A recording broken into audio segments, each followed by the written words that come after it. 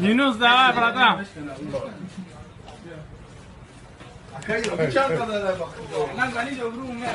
Yunus şarmada nakım bratан.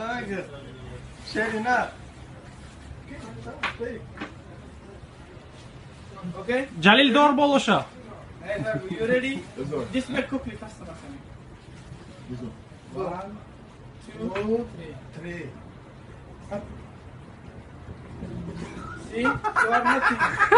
1, 2, 3. Давай, Yunus, молодец. Yemiş sonmasını bitiyor. На этикетке колбасы под названием «мусульманская» есть знак с надписью «халяль». Но, как выяснилось, свинина там тоже есть. Мы не поверили своим глазам и отправили колбасу на еще один анализ. В лаборатории Центра молекулярных исследований наши результаты подтвердили. В колбасе царицынской за 50 рублей мы нашли антигены присутствия крови и сала свинины, поэтому этот продукт не может поступать в пищу мусульманам. Почему производитель в буквальном смысле подложил свинью в халяльную колбасу? Чтобы это узнать, мы отправились на Царицынский мясокомбинат. С собой мы привезли протоколы из лаборатории. Это частная собственность, покиньте нашу территорию. Ну, а почему вы нас на улицу гоните? Вы должны стоять мирно, Обождите, а почему вы пришли в чужое помещение? Мы пришли на завод Царицыно, который выпускает колбасу халяль для всех мусульман, и который кладет туда...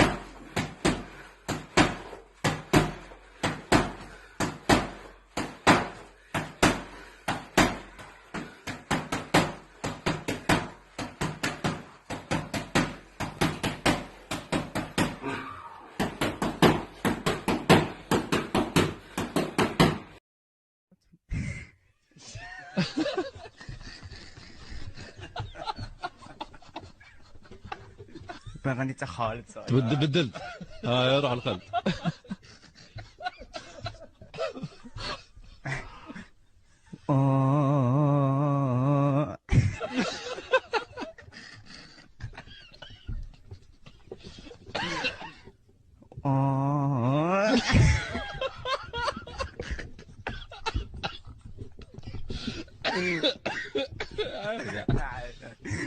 لا كورة دوك تغني دروك ايوه صح خلاص خلاص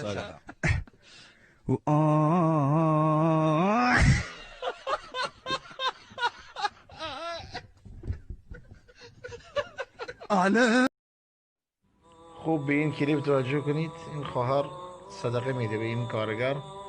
پشت سرش این ماشین که دچار خلل فنی شده چگونه وارد میشه و این از این حادثه نجات پیدا میکنه به خاطر صدقه دادن. مصداق بارز اینکه صدقه دفع بلا میشه. چگونه این